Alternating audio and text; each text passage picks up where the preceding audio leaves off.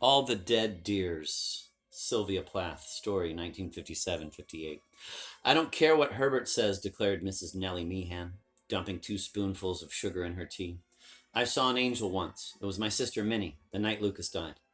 The 4 of them were sitting late around the red coal fire that November evening in the Meehans' new-bought house. Nellie Meehan and her husband Clifford, Nellie's cousin Herbert, lodger with the Meehans since his red-headed wife left him at haymaking time some 27 years before, and Dora Sutcliffe, who had dropped over for a pot of tea on the way back home up Caxton Slack after visiting her friend Ellen just out of hospital recovering from a cataract operation. The dying fire still glowed warm, the battered aluminum tea kettle steamed on the hearth, and Nellie Meehan had gotten out her hand-embroidered linen tablecloth all wreathed with violets and crimson poppies. In honor of Dora's coming, a snowdrift of currant cakes and buttered scones banked the blue willow platter, and the little cut glass bowl held generous dollops of Nellie Meehan's homemade gooseberry jam. Outside, in the clear, windy night, the moon shone high and full. A blue, luminous mist was rising from the bottom of the valley where the mountain stream flowed black and deep over those foaming falls in which Dora's brother-in-law had chosen to drown himself a week ago come Monday. The Meehan's house, bought early that autumn from spinster Catherine Edwards after her mother Maisie died at the dowdy age of 86, clung halfway up the steep hill of red-berried ash and bracken, which flattened out at the top, stretching away into wild and barren moorland, twigged with heather and prowled by the black-faced moor sheep, with their curling horns and mad, staring yellow eyes.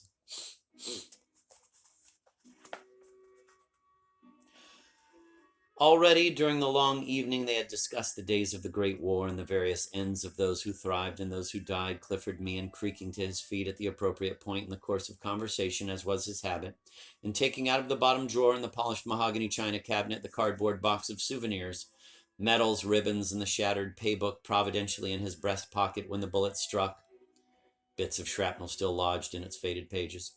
To show Dora Sutcliffe the blurred ochre daguerreotype snapped in the hospital the Christmas before armistice, with the faces of 5 young men smiling out, lit by the wan winter sun that rose and set some 40 years back. That's me, Clifford had said, and as if naming the fates of characters in some well-known play, jutted his thumb at the other faces one by one. He's got his leg off. He was killed. He's dead, and he's dead. And so they gossiped gently on, calling up the names of the quick and the dead, reliving each past event as if it had no beginning and no end, but existed vivid and irrevocable from the beginning of time and would continue to exist long after their own voices were stilled.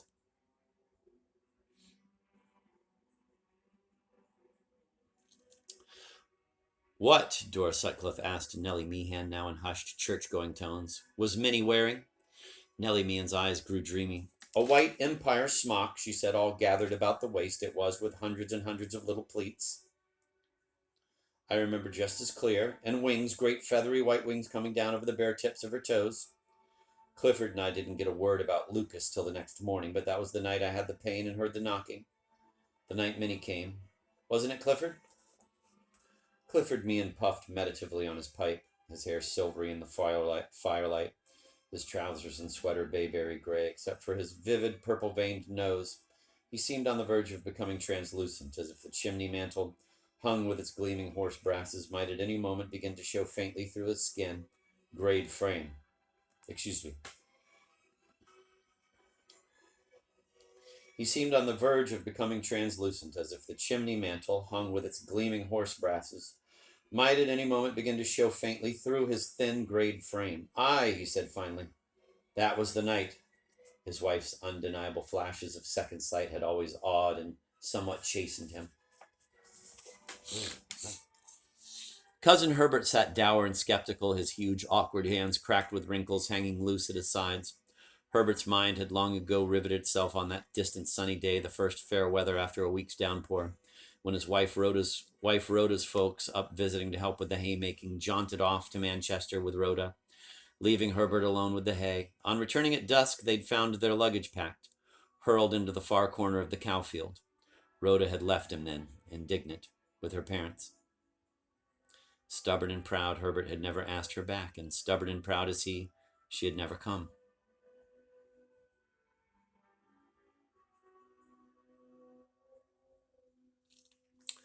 I woke up, Nellie Meehan's eyes blurred, as if in some visionary trance, and her voice grew rhythmic.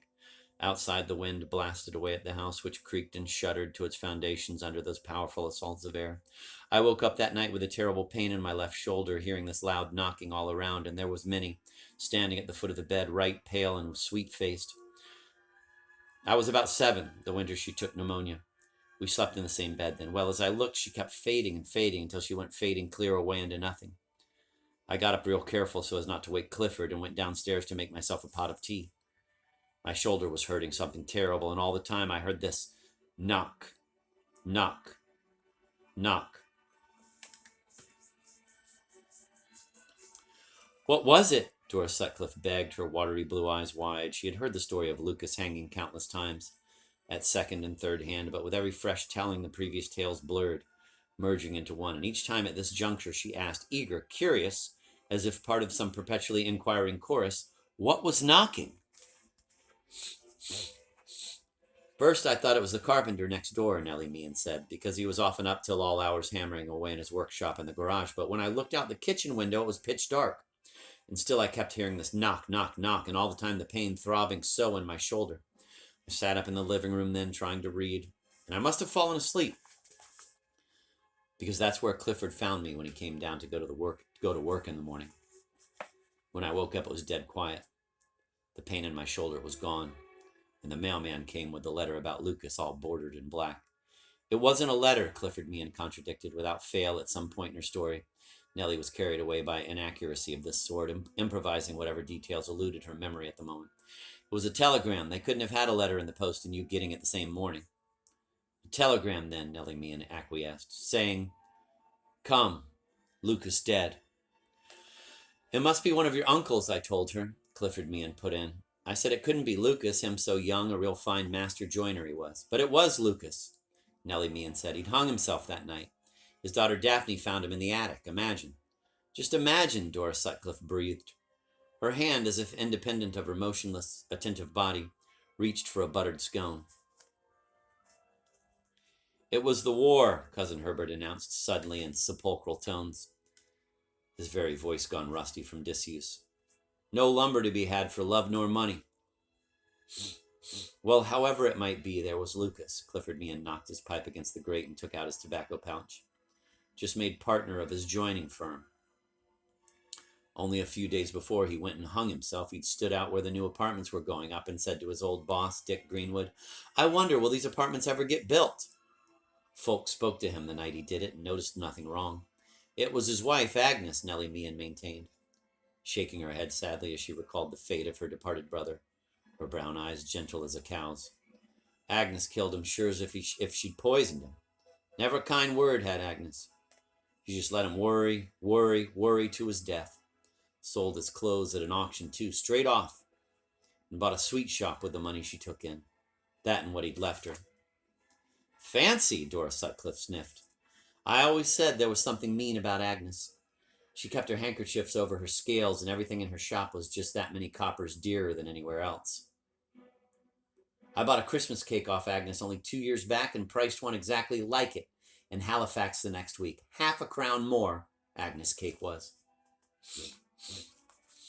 Clifford Meehan tamped the fresh tobacco down in his pipe. Lucas went driving about the pubs with his daughter Daphne on the very night, he said slowly.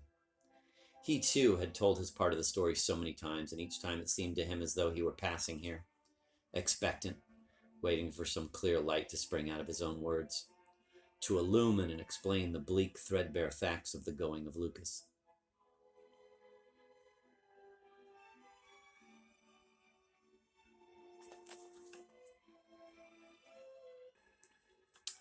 Lucas went upstairs after dinner, and when Daphne called him down to drive out, it was a couple of minutes before he came. His face was puffed funny, Daphne said afterwards, and his lips kind of purple. Well, he stopped for a few bitters at the Black Bull, as was Lucas' habit of a Thursday night. And when he came back home after sitting about downstairs with Daphne and Agnes a bit, he put his hands down on the arms of his chair and heaved himself up. I remember him getting up like that 100 times and said, guess I'll go get ready. Daphne went up a little later and called to Agnes, Pa's not upstairs. Then Daphne started up the attic steps. It was the only other place he could have been. And there she found him, hanging from the rafter, stone dead. There was a hole bored in the middle rafter, Nellie Meehan said. Lucas had fixed a swing up there for Daphne when she was just a young thing, and he strung the rope he hung himself with through that very hole.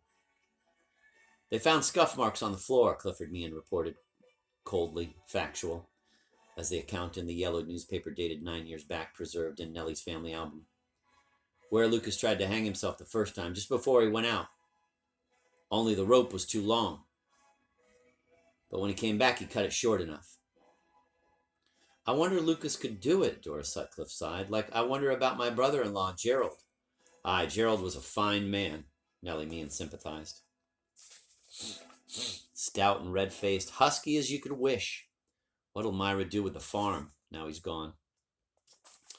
Lord knows, Dora Sutcliffe said. It was in and out of hospital with Gerald this past winter, on account of his kidneys. Myra said the doctor just told him he'd have to go back again. They still weren't right. And Myra all alone now. Her daughter Beatrice married the one who's experimenting with cows down in South Africa. I wonder your brother Jake's kept on so chipper like he has these 30 years, Nellie. Clifford Meehan mused, taking up that fugue of family phantoms. His voice melancholy as a man's might be, whose 2 stalwart sons had left him in his old age. The one for Australia and the sheep farms, the other for Canada, and a flighty secretary named Janine. With that witch of a wife, Esther, and his one surviving daughter, Cora, 28, and numb as a tree. I remember Jake coming to our place before he married Esther. Those days absolutely shone with bright and funny conversation, Nellie Meehan interrupted, her own smile pale and wistful as if already frozen in some dated family photograph. Coming to our place and throwing himself down on the sofa and saying, don't know as I ought to marry Esther. She's in weak health, always talking about ailments and hospital. Sure enough, 1 week after they were married, Esther's in hospital having an operation that cost Jake £100. She'd been saving it up till he'd married her and would have to pay for the whole do. Slaved all his life for his woolen mill. My brother Jake did. Nellie Meehan stirred the cold dregs of her tea. And now he's a fortune and ready to see the world. And Esther won't stir a step out of the house, just sits and nags at the poor silly Cora. Wouldn't even let her be put in a home where she'd be among her own kind. Always taking herbs and potions, Esther is. And Gabriel was on the way, the only good one of the lot, right in his senses, after that queer Albert was born with his tongue in wrong. Jake came right out and told Esther, if you ruin this one, I'll kill you. And then pneumonia took the 2 boys, good and bad, not 7 years after. Nellie Meehan turned her tender eyes on the red embers in the grate, as if the hearts of all those dead glowed there. But they're waiting. Her voice dropped low and reassuring as a lullaby. They come back. Clifford Meehan puffed slowly on his pipe. Cousin Herbert sat stone still, the fading fire carved his brooding features in stark light and shadow, as if out of rock. I know, Nellie Meehan whispered, almost to herself. I've seen them. You mean? Dora Sutcliffe shivered in the thin, chill draft sifting through the window frame at her back. You've seen ghosts, Nellie? Dora Sutcliffe's question was rhetorical. She never tired of Nellie Meehan's accounts of her spasmodic commerce with the spirit world. Not ghosts exactly, Dora, Nellie Meehan said quietly, modest and reserved as always about her strange gift. But presences. I've come into a room and I've felt somebody standing there. Big as life, and it's often I've said to myself, if you could just see that bit harder, Nellie Meehan, you'd see them plain as day. Dreams, Cousin Herbert's voice rasped, harsh. Stuff. As if Cousin Herbert were not in the room, as if his words met deaf ears, the 3 others spoke and gestured. Dora Sutcliffe rose to leave. Clifford'll walk you up slack way, Nellie Meehan said. Cousin Herbert got up without another word, his shoulders hunched as if laboring under some great private unspeakable pain. He turned his back on the group about the fire and stalked to bed, his footsteps hollow and heavy on the stairs. Nellie Meehan saw her husband and Dora Sutcliffe to the door and waved them off into the gusts of wind and drifting moon haze. For a minute she stood in the doorway, gazing after those 2 figures vanished in the dark, feeling a cold more deadly than any knife strike the marrow of her bones. Then she closed the door and went back toward the parlor to clear away the tea things. As she entered the parlor, she stopped, stunned. There, in front of the flowered upholstered sofa, hung, a few inches above the floor, a column of dazzle. Not so much a light bodied on the air, but a blur superimposed upon the familiar background.